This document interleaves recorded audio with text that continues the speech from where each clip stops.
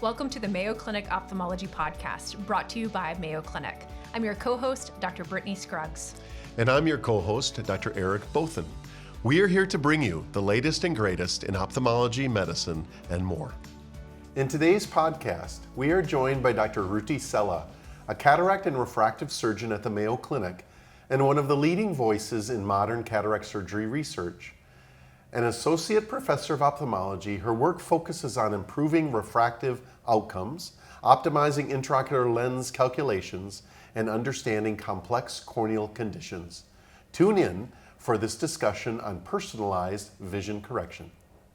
Today, we welcome Dr. Ruti Sella, a cataract, cornea, and refractive surgeon and clinical practice chair in ophthalmology at Mayo Clinic, whose research is helping redefine precision in cataract surgery.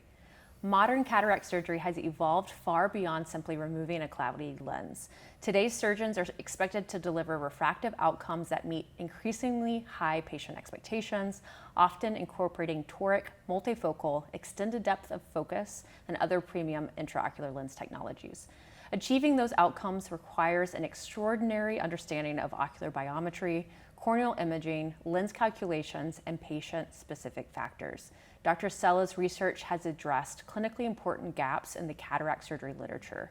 It focuses on improving intraocular lens power calculations, optimizing refractive outcomes after cataract surgery, advancing corneal imaging technologies, and evaluating how artificial intelligence may help surgeons make more accurate decisions before entering the operating room. Her recent work has also explored some of the most challenging situations in cataract surgery, including patients with keratoconus and other corneal pathologies where traditional formulas often struggle. Today, we'll discuss how cataract surgery became one of the most precise procedures in all of medicine, where the field still falls short, and how AI may influence future surgical planning, and what patients and ophthalmologists can expect over the next decade. Welcome, Dr. Sella. Thank you so much. Very excited to be here today. Yeah, so what an amazing journey and story. Can you just start from the beginning? What drew you to cornea, refractive surgery, cataract surgery? Tell us how you got here. Well, I think that I really enjoyed surgery even as a resident, and I knew that this was definitely one of the subspecialties with the highest surgical volume, so that was quite the appeal. And then I loved the fact that those surgeries are very, very precise and that they're very technology-driven. I think it's arguably one of the most technology-driven fields in ophthalmology. I also have to say that I love the immediate gratification that we get with this surgery. I mean, we don't have many surgeries that we can take a patient from a hand motion vision to 20/20 in one day. Not retina. Not right now. So all of these, I think, make this journey something that I always wanted to do and that I'm very grateful that I have the chance to do. Yeah. We were so excited to have you come and join our Mayo team a number of years ago, and you practiced and trained internationally before coming to Mayo. Can you share a little bit about, in your perspective, what that experience and what your background brought to your practice here at the Mayo Clinic and patient care? Yeah, absolutely. So years before I joined Mayo, I practiced internationally. I practiced in Israel, and I practiced in different settings, so both at my private practice and in a pretty big academic center. And I learned different things from each place. So I think from a private practice perspective, you learn the importance of being very efficient and forming this relationship with the patients and the trust, even when we don't follow those patients for very long, even for very short procedures like LASIK and refractive surgery and cataract surgery. And from an academic center standpoint, then you learn the importance of teamwork and interdisciplinary approaches to diseases. You get to get exposed to all the very complex cases that we have in our field. But I think the most important thing that I learned is that excellent patient care looks quite the same wherever you are. The important thing is to remember what is in the core of that, which is get the patient what the patient needs and keep the patient's needs first. So I think coming to Mayo, one of the things that I notice is how important is equitable access as well. So it's not just to find the right health or eye plan for that specific patient, but it's also to make sure that they can get that. So it's been very different. I think that one thing that I learned is how to adapt to different healthcare systems, and I picked up different values from each system that I got to work at.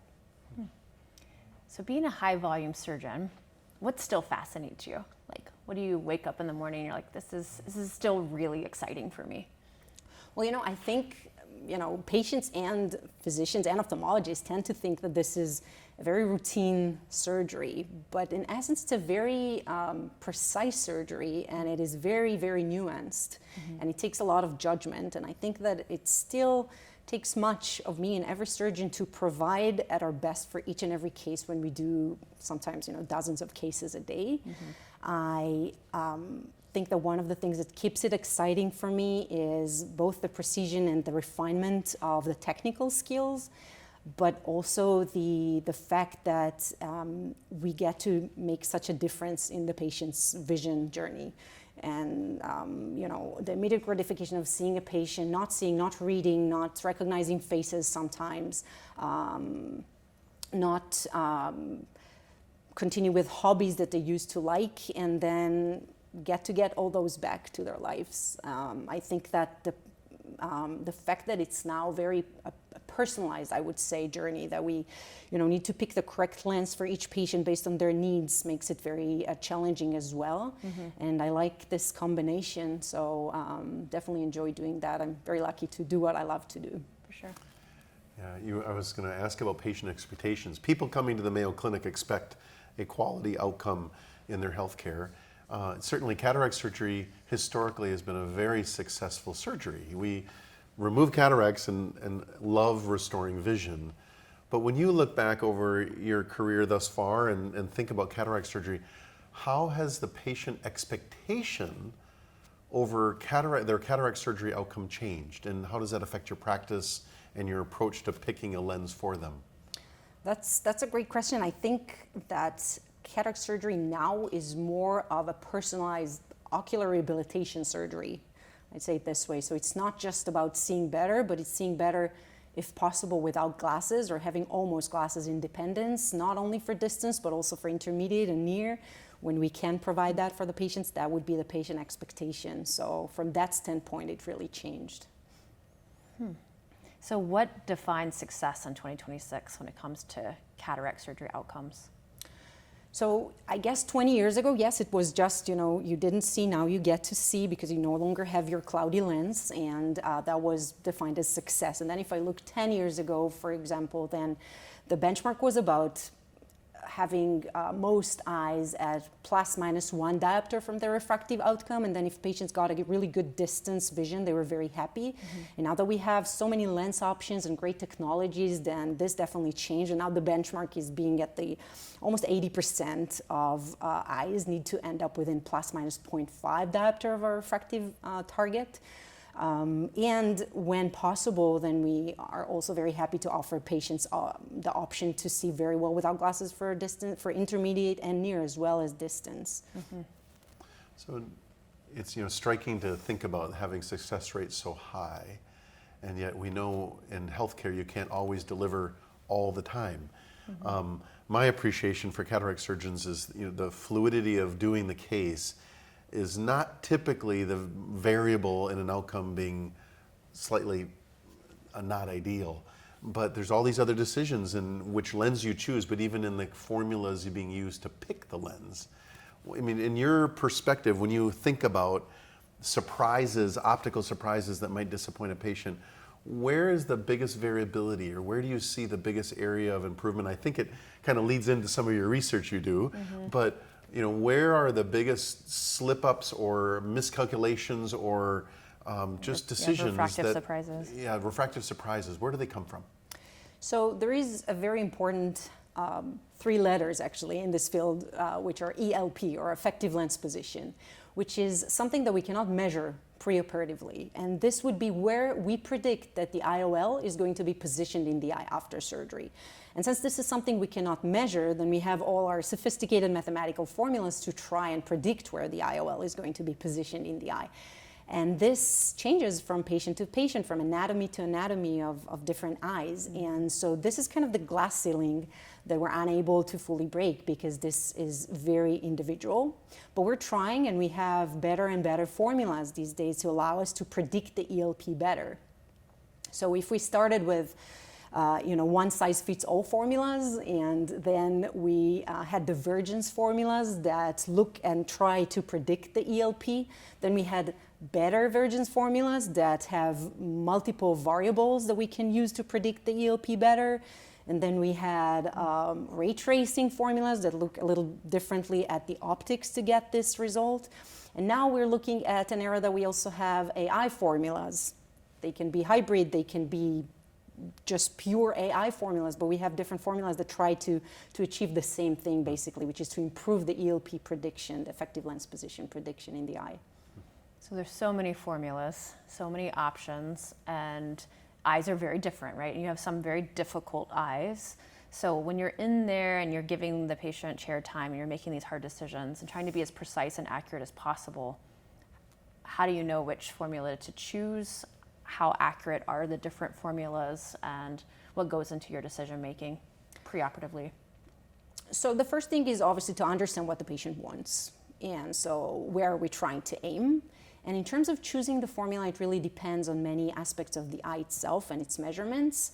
I think that we're doing great in the normal eyes, meaning eyes that axial length is between 22 to 26 millimeters. This is where we really score, and that is regardless of the formula. So that can be with even the older formulas. If we optimize them, we can still use them. And then the newer formulas, the one that most of the surgeons know, like the Barrett Universal 2 formula, they do very well. And so we're talking about, again, 80-85% even within a plus minus 0.5 diopters. But the challenge starts with, as you said, the atypical eyes. So the eyes that are shorter than, the axial length is shorter than 22 millimeters, or the ones that are longer than 26 millimeters. And this is where the newer formulas, newer technologies, this is where they really help us. So we know that with shorter eyes, for example, then the Barrett Universal 2 definitely does better than the older formulas. And with very extreme axial length, so axial length of, let's say, 32 millimeters and above that, then the AI formulas start to really show their advantage, specifically the Kane formula, Pearl DGS formula, newer formulas that give us better accuracy even in comparison to the Barrett Universal 2. And we do have special eyes like the post-laser refractive surgery eyes. Those corneas are very difficult to predict. We're looking at about 60% maybe within a range of plus minus 0.5 diopters. This is where we start looking at possibly even implanting the light adjustable lens, which is a lens that we can change after the fact. So the formulas are important, but they're not as important. And with eyes post-refractive surgery, then we see a nice mix of formulas that do perform better. Some of them are AI formulas, some are the advanced versions formulas that do quite okay. So all this work goes into calculating what optics you're going to, maximize vision with at distance. But then, in addition to all the options and formulas, you have all the options and lens choices. So the premium lens, decision making over multifocals or and the torics and all the combinations. What's your sense over how common it is for in a typical practice now to put in a premium lens? Are they underutilized, overutilized, just right for your average practice in a cataract surgeon's clinic? I say it's really, it depends on the practice for sure. I think it is underutilized. I think there is a lot of room for those lenses, and sometimes it's surprising.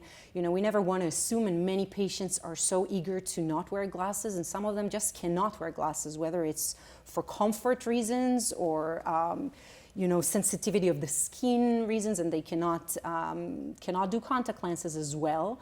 And so I think that with the improvement in technology, with better lenses, with less adverse effects, I think that we can start using more and more lenses with seeing better results and better quality of vision, which was the one thing that really delayed the implantation of those lenses. So you can expand on that. So my sense is toric lenses have been adopted fairly widely, but there was sort of this excitement over multifocals that sort of dimmed a little bit given halos and other visual effects that disappointed patients. Where are we in the multifocal journey? You just commented on improvements coming. Is it primarily the multifocals that are the newer technologies are improving on, or is it the torics too? What's your sense on how we're moving the dial with the lenses available? So with toric lenses, I think the technology is pretty simple. It's just giving more power in an axis that the eye needs more power. And so if 30% of the population have more oval corneas, then we can offer toric lenses to almost 30% of the patients. And I think this is what we're seeing. With multifocal lenses, and today we also have extended depth of focus lenses that have one elongated focal point. And I think that we can utilize those to many patients who are not traditionally good candidates for a multifocal lens, and these technologies are getting better and better in terms of their contrast sensitivity that used to be more compromised in past technologies, and it's getting better and better. And if we compare the lenses that we have now, the multifocals one, to the ones we had about 10 years ago that were essentially more bifocal than multifocal, then the profile of those side effects, of those light-related symptoms that we get with those lenses, it has significantly changed. I still think we need to think very well and personalize for each eye if the correct choice is a multifocal lens. And I think that it is always important to present to the patient that this is a trade-off, that we do have some quality issues with those lenses. They're not perfect, but at least offer the option for glasses independence that comes along with some quality issues, but sometimes it's worth it for the patient. So very patient independent, I would say. I'm going to put my retina hat on for a second. First, I very much appreciate partnering with you. I think you're an amazing surgeon, and Thank you. All of the patients I give you are post-vitrectomy. So it goes both ways, of course. I appreciate that. But these are harder eyes to make these decisions on, right? And whether or not any of my patients are good candidates for multifocal, I don't know. If they have had a retinal detachment and now they're 20/20, do we say you can't get a multifocal just because of your history of having, a vitrectomy? I don't know the answer, but my question is regarding, is there any preoperative testing that we now are doing these days to figure out, would this patient actually be happy with an extended depth of focus or a premium lens? And maybe they aren't a good candidate because of these tests. So I'll put on my conservative hat Please. and tell you that I do think that patients who've had any type of retina surgery and they have significant retina pathology are usually not great candidates for the multifocal lens, because I feel that we cannot take the quality of vision from them. It's even more important to give them the best quality of vision at one single focal point rather than help them use glasses less. So I do prioritize their quality of vision definitely over the I explained that to the patient, but I definitely think that those patients are not the ideal candidates for those lenses. Whether or not they're good candidates for EDOF or extended depth of focus lenses is another question, and I think that this, because those lenses keep changing, and we see now newer generation of lenses that have less trade-offs, that we see the contrast sensitivity is actually kept and not compromised, then this is an ongoing change, and maybe in the future we will be able to offer those patients at least the EDOF lenses, if not the multifocal ones. Well, and as a strabismus surgeon, you brought up your retina hat. The strabismus hat, I'm always nervous about some of these technologies in patients that have poor fusion, in a history of double vision, history of prism use. I always want to see a stereopsis measurement before we get into refractive decisions. So that was my other plug from our subspecialty niche. But it's so exciting to hear about how the technologies keep improving. You mentioned retinal pathology not being a good choice. For the listeners, are there other patient characteristics that would give you great pause before you would use a multifocal lens? Yeah, definitely, and that also answers the rest of your question before that. We do so many imaging tests, and we look at the cornea, we look at, we use a barometer, and we use a pentacam, which is tomography, so we look at the back of the cornea, the front of the cornea. I always do an OCT macula in any patient who's a multifocal candidate. If I have any reason to think that a patient may have amblyopia, or even just in patients with pathologic myopia, for example, who could have some strabismus or history of exophoria, then I measure that, because I think that these, as you mentioned, these are very crucial points in them being very happy after this surgery. So I usually say that for a multifocal, I recommend the patient has a perfect eye, except for the cataract. And these are the best candidates for this lens. And otherwise, it is a risk management with the patient of how much they're willing to accept in terms of loss of quality for the glasses independence. So we've talked a little bit about AI, and it sounds like AI may be outperforming traditional formulas in the setting of high myopia. So can we talk a little bit about that? Where do you think AI shines when it comes to cataract surgery and planning?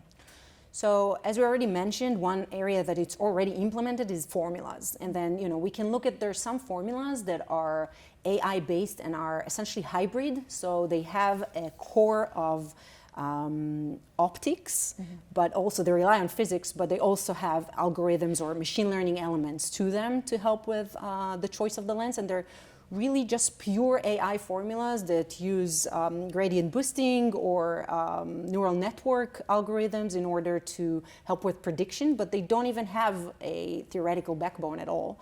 And so this is a field where we already see that it's implemented. Looking at the future and already at research, so these are things that are not products, but something that we see in the pipeline maybe. So we can look at surgical decisions. So we have tools today, again, in research that are able to look at videos and know at which stage we are at surgery right now. They're able to look at very large libraries of data and videos and say if a consultant is doing the surgery or a resident is doing the surgery. And they can give a score for different stages of surgery. So we will see that probably implemented more and more into the surgery. And then we see AI also shine in grading of cataract surgery and does grading of cataracts sometimes not even inferior to consultants who look at the cataract and can say which grade it is. And we will see that in future technologies, including the very exciting technology of robotic cataract surgery that we're now looking at possibly being assistive in the future. It's exciting. It is, it really is. I mean, AI seems to be hyped in lots of areas. Are there any areas that you look at in cataract surgery and realize it's overhyped or it's not going to play a role here? Or, you just listed a number of things. Just humans are better for that. I think humans will always be in the loop, and I think, I'm very excited about that, but very hard to predict exactly how this revolution is going to develop. I think that probably for the intraoperative decision making, it will not replace humans, and humans will always be in charge of the more complex steps of surgery, of making the tough decisions at real time.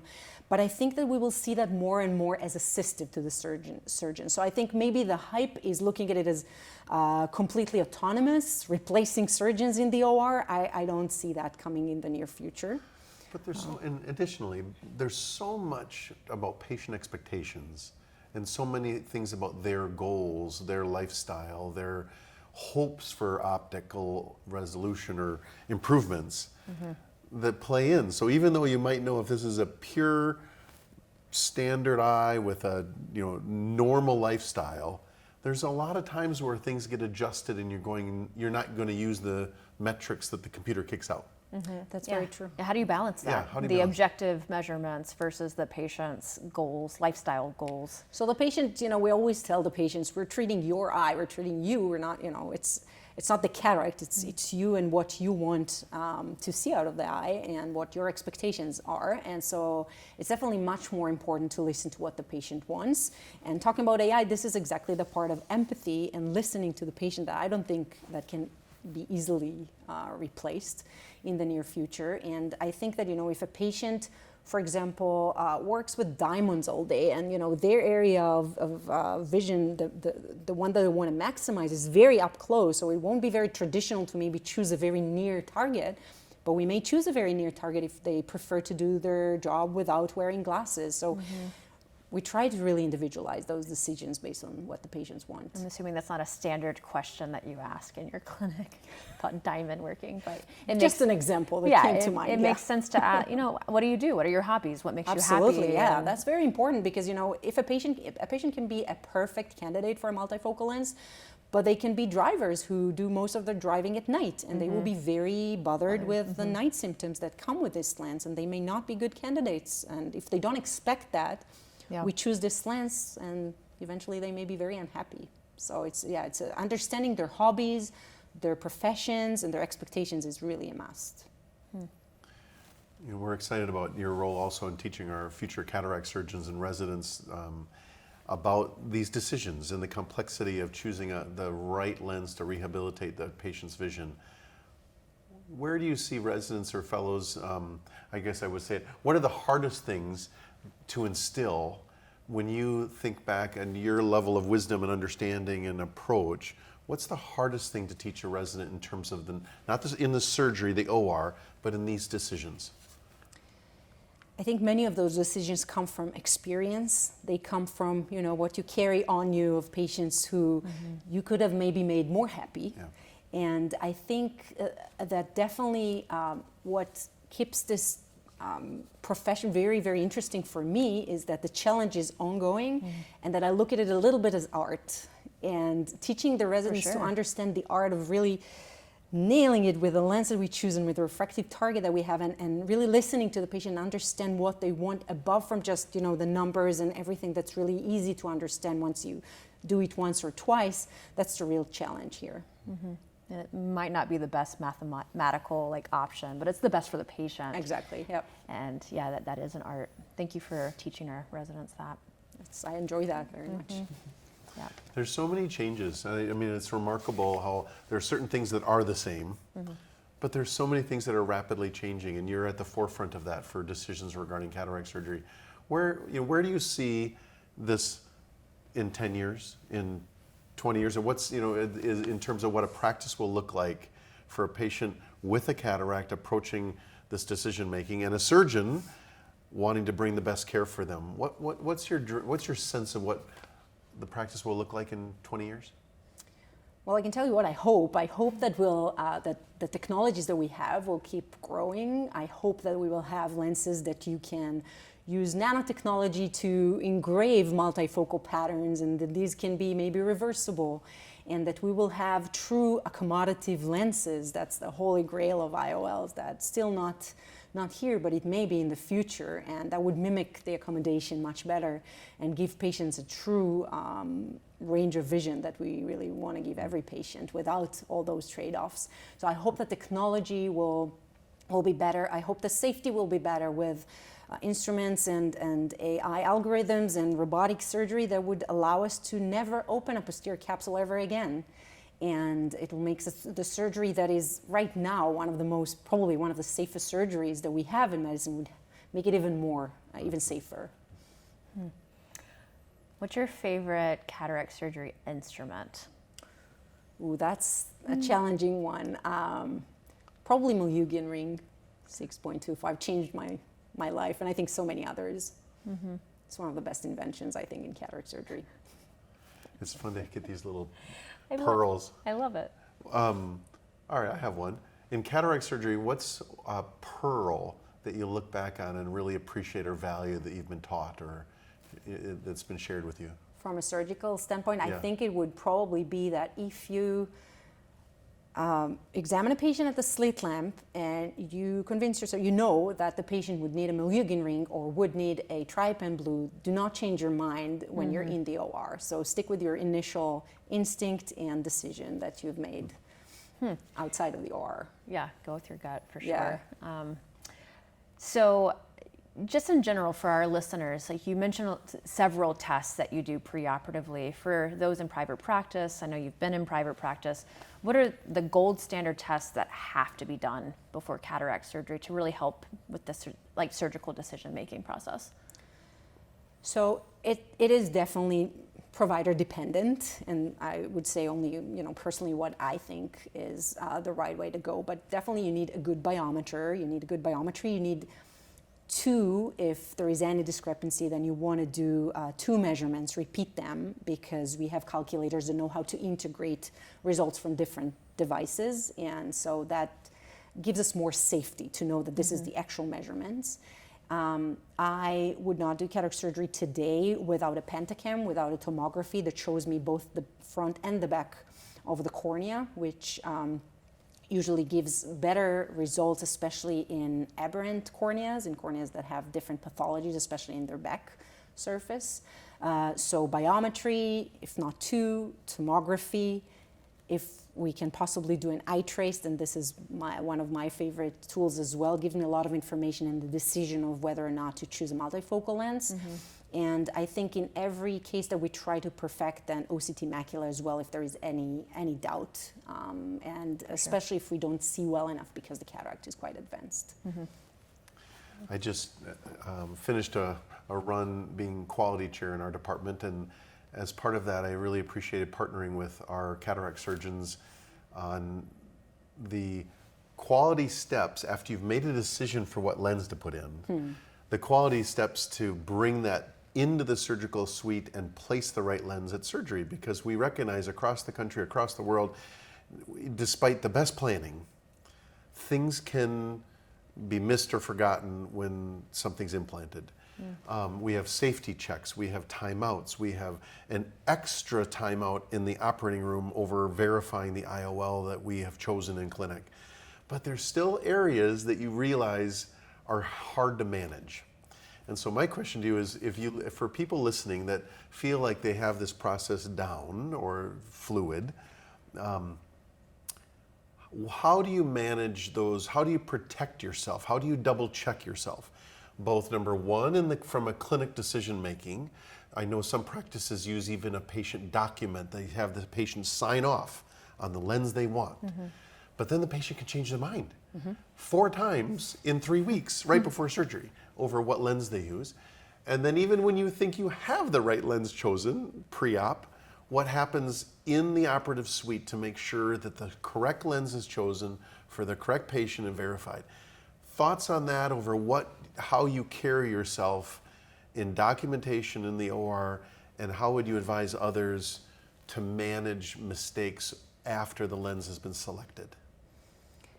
That's a great question. I think the first thing that can protect you is those guardrails, and that's why we have, quality processes, and these are the most important things, because an OR that lets you take into the room, all the 10 lenses for today, then you're very likely to, and once it stops you from doing that, maybe you won't be as efficient, but you will be safer. Yeah. And so the guardrails that come with whatever that specific OR decides that they do, that's probably the most important thing. I have a system, and I think that it's important to never give up on any step in the system, and that would be first to go over the lenses before the surgery and never day of surgery or right before each surgery. And I always print it down and write it down, and also write it down on the patient chart. It doesn't have to be part of the chart, but it will be, a sticky note that we have in the chart, or something that would that I can compare between 2 places where it's written. And then I verify with the patient every time before they start getting the sedation, if they ever get it, what was their final choice, and if there is any change in that I would put that as part of the op note and as part of the chart of the patient as well. And I think just following those steps and never decide that you're just taking a shortcut. These are the most important steps towards never having it wrong. I've appreciated that second look, the second double check, and I actually think sometimes in academia, some of the IOL decisions are actually less common in some. There's some evidence of that, because oftentimes it is a discussion between a trainee, a fellow resident with the staff consultant about the lens choice. And having that extra discussion rather than a private practice setting where it's all on you, you're making a decision, no one else is in the room, you're not talking about the lens choice. Additionally, any sort of extra stop, double check review is helpful. So just thank you for your sharing, because that's a critical part of cataract surgery also. Yeah. Okay, so my final question is going to be kind of a teaser, because we're going to bring you in soon in a few weeks for a journal club. We're going to talk about your research. And you have been so creative and thoughtful about studying eyes that have corneal ectasia. And these are historically very difficult eyes to have accurate measurements. So my question for you, and again, as a teaser for our upcoming podcast with you, is what is a major problem that still remains unsolved, and what still needs to be done in research for cataract surgery? For cataract surgery in general, or for patients with ectasia? Both. Okay. I think the reason that I do the research that I do is because it comes from clinical questions that I have in my clinic, because I see those patients with pathologic corneas that I just don't know what is the right answer. So, when is it okay to choose a toric lens for patients with patient with corneal ectasia that has irregular astigmatism but also regular astigmatism. So which calculator is the right one to use in those eyes? What are the specific challenges of this eye? And then I have to look at this and from a research standpoint find the answers to what would make it a safer surgery with good results. So yeah, I mean, that would be my short answer. We're going to learn all those things in a few weeks. Yeah, sounds good. Sounds great. Thank you. Thank you for joining us and bringing clarity on this topic of optics and cataract surgery and refractive outcomes. We just appreciate you being here. My pleasure. Thank you so much for having me here. Yeah, thank you. Thank you.